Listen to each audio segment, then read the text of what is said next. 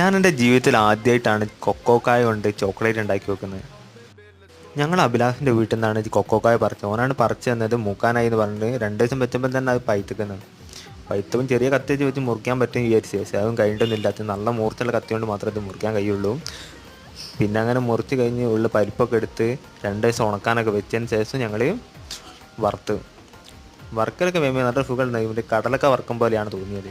പിന്നെ കടലൊക്കെ തൊലി ഉരിയും പോലെയൊക്കെ തൊരിഞ്ഞ് കായ മാത്രം മാറ്റി വെച്ച്, കറുത്ത കളറിലെ കായ മാത്രം മാറ്റിച്ച് ഞങ്ങൾ വീട്ടിലെ ചെറിയ പാത്രത്തിലേക്ക് മാറ്റിയപ്പോൾ വളരെ കുറച്ച് സാധനം മാത്രമേ ഉള്ളൂ. പിന്നെ മിക്സിയിലിട്ട് കുറച്ച് പഞ്ചസാര ഇട്ട് ഞങ്ങൾ മിക്സിയിലടിച്ച്, പിന്നെ കുറച്ച് നെയ്യൊക്കെ ഒഴിച്ചൊന്ന് സെറ്റാക്കി കുഴച്ച് നമ്മുടെ ഐക്യൂബിൻ്റെ ട്രേ അല്ലേ അതിലേക്ക് ആക്കി വെച്ച്. തീരെ പ്രതീക്ഷയില്ല അത്യാവശ്യം നന്നാവുന്നൊന്നും വിചാരിച്ചിട്ടൊന്നുമില്ല. പക്ഷേ ഫ്രിഡ്ജിൽ നിന്ന് എടുത്തു വയ്ക്കുമ്പോൾ അത്യാവശ്യം നന്നായിരുന്നു. പിന്നെ ഒരു ലേശം കയ്പുണ്ടായിരുന്നു ഇതിന്.